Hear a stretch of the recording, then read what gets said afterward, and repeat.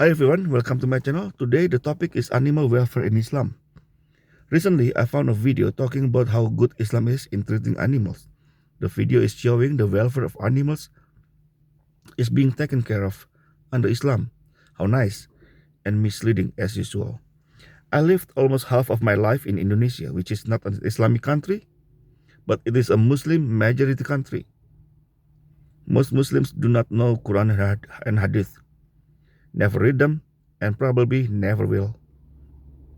Some know bits and pieces, or know how to recite, but not reading and understanding what it says. Although they don't have understanding of Quran, but many stories from Hadith, are being told and spread everywhere. As we all know, pigs are forbidden, or pork is haram in Islam. Another animal which also haram, is dogs. Why? Because dogs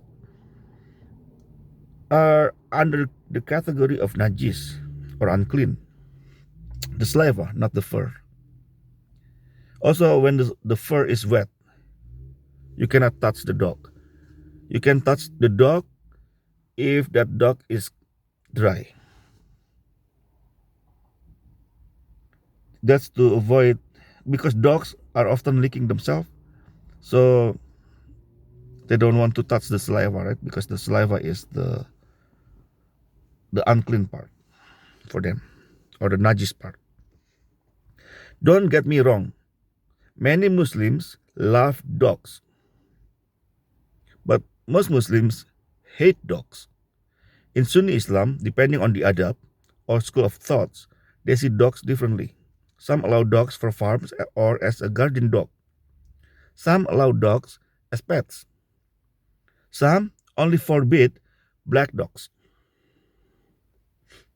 But the treatment of dogs in general are pretty much the same. Dogs are treated poorly. Why? Because of hadith, not Quran. Quran only mentions dog in Surah dog in Surah 18, verse 22. The story of 7 sleepers and a dog, which is also funny. I will talk about this separately. And the rest are from hadith. Let us read the hadith together. Narrated Ibn Umar, the Prophet said, whoever keeps a dog which is neither a watchdog nor a hunting dog will get a daily deduction of 2 qirat from his good deeds. Imagine that. Shahih al Bukhari 5480. So let's say yesterday you help a grandma crossing the street and give $5 to a poor homeless, and those good deeds are gone. Now let's read Sahih Muslim 2105. Maimunah reported one morning Allah's messenger was silent with grief. Maimunah said, Allah's messenger, I found a change in your mood today. Allah's messenger said, Gabriel had promised me that he would meet me tonight, but he did not meet me. By Allah, he never broke his promises. And Allah's messenger spent the day in a sad mood. Then it occurred to him that there had been a puppy under their cot. Cot is a bed. He took out the puppy, and then he took some water in his hand and sprinkled it at that place. When it was in the evening, Gabriel met him, and he said to him, you promised me that you would meet me the previous night. He said, yes, but we do not enter a house in which there's a dog or a picture. Then on that very morning, he commanded the killing of dogs until he announced that the dog kept for the orchards should also be killed, but he spared the dogs meant for protection of extensive fields. Shahih Muslim 2105. Sunan ibn Majah 3203. It was narrated from Salim that his father said, I heard the messengers of Allah raising his voice and commanding that dogs be killed. And dogs were killed, except for hunting dogs or dogs kept for herding livestock. Again, Sunan ibn Majah 3203. Shahih al Bukhari, hadith number 3322, narrated Abu Talha. The Prophet said, angels do not enter a house that has either a dog or a picture in it. Yes, so it is confirmed, it has been confirmed by hadith that Jibril, an angel Jibril, is afraid of dogs. Not even dogs.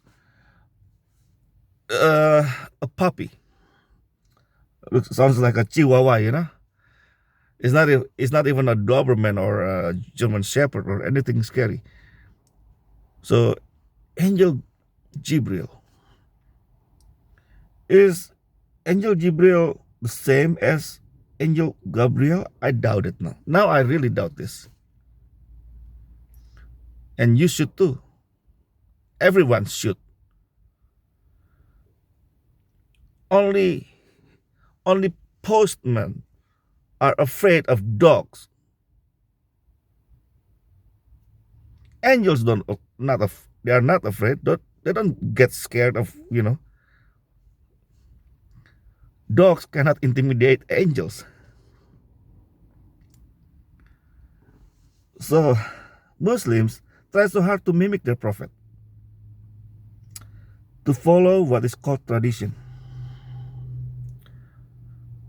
of one person, Muhammad. It is called sunnah.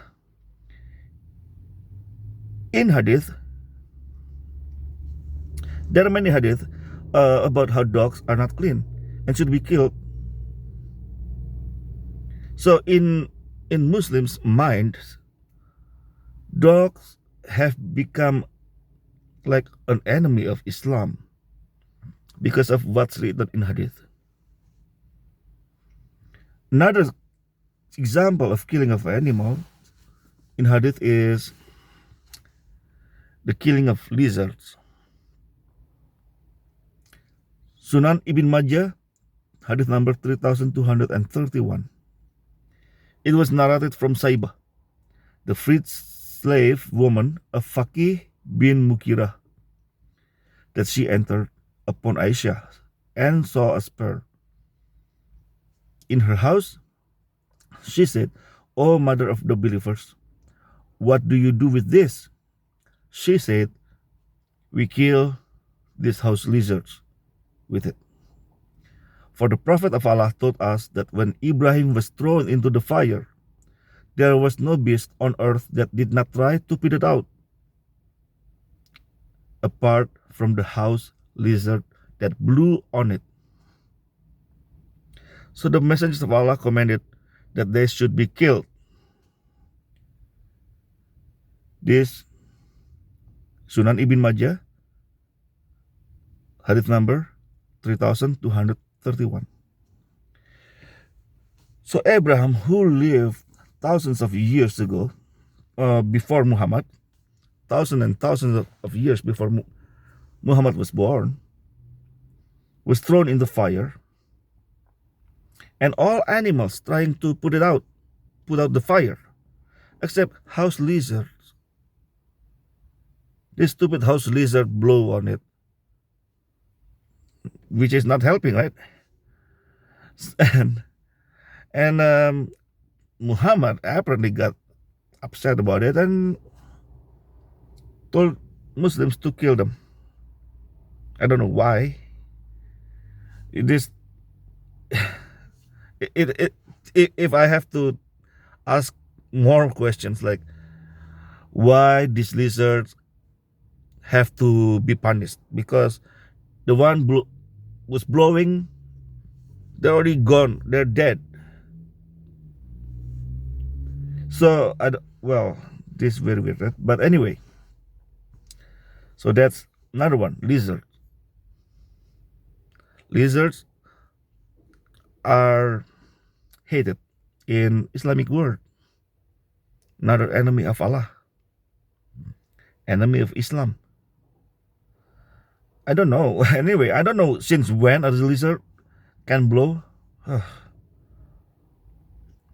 How lizard can blow through their mouths? Maybe they can sell car insurance, but anyway, enough about lizards. And of course, since we are talking about Islam, right when you're thinking, this is weird, and then you will find a weirder verse or hadith. In the West, there's a saying, monkey see, monkey do. And we will find the opposite in hadith. You know the saying like monkey see, monkey do, and human do something and the monkey will see and then the monkey will do it because they will follow what you do, right? Monkey see, monkey do. In hadith, it is the opposite. Let us read together. Narrated Amir bin Maimun. Amir bin Maimun. During the pre-Islamic period of ignorance, I saw a she monkey surrounded by a number of monkeys.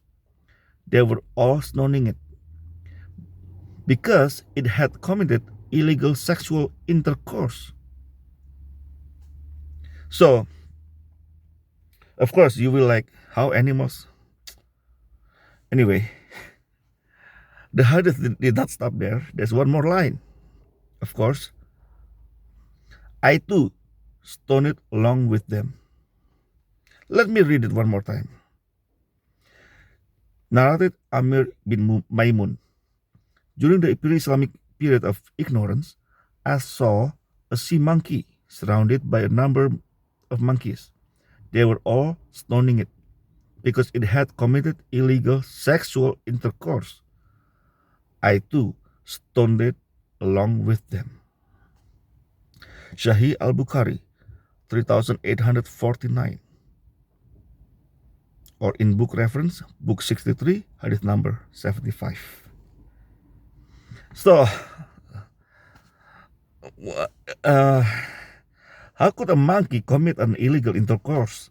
Do they have a wedding ceremony to show that they are committed in a committed relationship or something? And why a human punish other species? Did he stone a horse that committed illegal sexual intercourse too? What about a donkey or a lion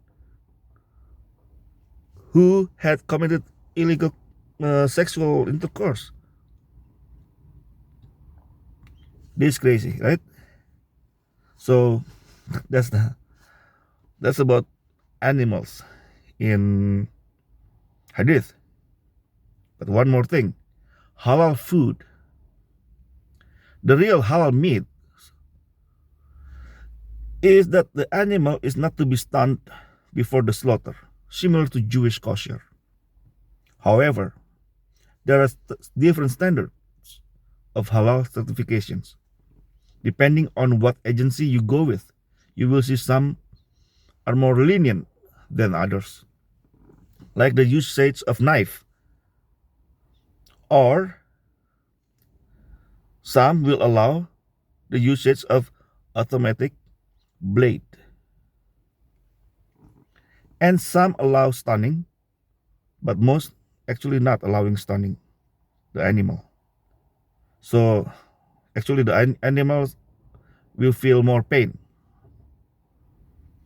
This goes the same with kosher. Halal meats require the animal to bleed to death. It is considered more cruel than regular slaughters. So this is what we have from hadith. We see how they treat animals. Only cats may have better lives than other animals because of hadith. For example, this one.